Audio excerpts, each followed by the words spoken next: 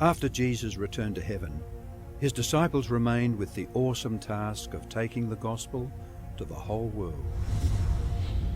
Filled with the Holy Spirit, these men and women proclaimed the message they had received with boldness and power, reaching out to all corners of the then known world. But it was not without great opposition, first from the Jews, then from the Roman state. Many Christians were faithful to the point of death, suffering torture and humiliation from cheering onlookers at the Circus Maximus and Colosseum in Rome and throughout the empire. However, the blood of the martyrs only paved the way for the further spread of the gospel.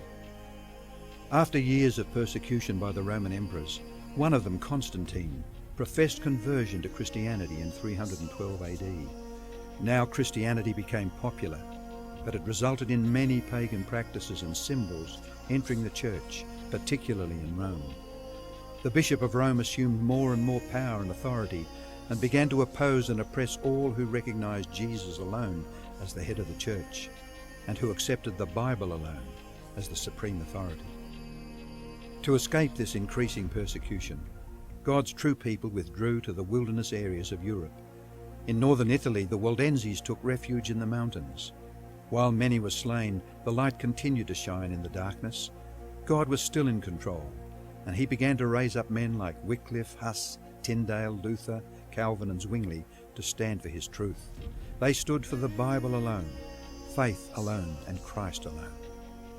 In 1798, in fulfillment of Bible prophecy in the book of Daniel, the religious and political supremacy of the Roman Church was temporarily reduced when General Berthier removed Pope Pius VI from his throne. Consequently, in the decades that followed, there arose a great awakening of interest in the prophecies of Daniel, and many were convinced Jesus was soon to return. In the United States, the Baptist preacher William Miller was joined by hundreds of other preachers in their expectation of the return of Jesus in 1844. However, when Christ did not return in 1844, further Bible study led a small group to discover that Christ's ministry in the heavenly sanctuary was an explanation for their great disappointment. They discovered that the Bible taught that the seventh day was the Sabbath that Jesus had set aside for his people. Slowly they came to understand that their mission was to preach the three angels' messages of Revelation 14. Their goal as Seventh-day Adventists was to preach with power the everlasting gospel and to prepare the world for Christ's return. More than 160 years have now passed, years that have brought 2 world wars, numerous military campaigns, financial depression, the rise of atheism and secularism, as well as a booming world population, with natural disasters increasing in frequency and intensity. Today, the Church's mission and message is more relevant and urgent than ever in its history.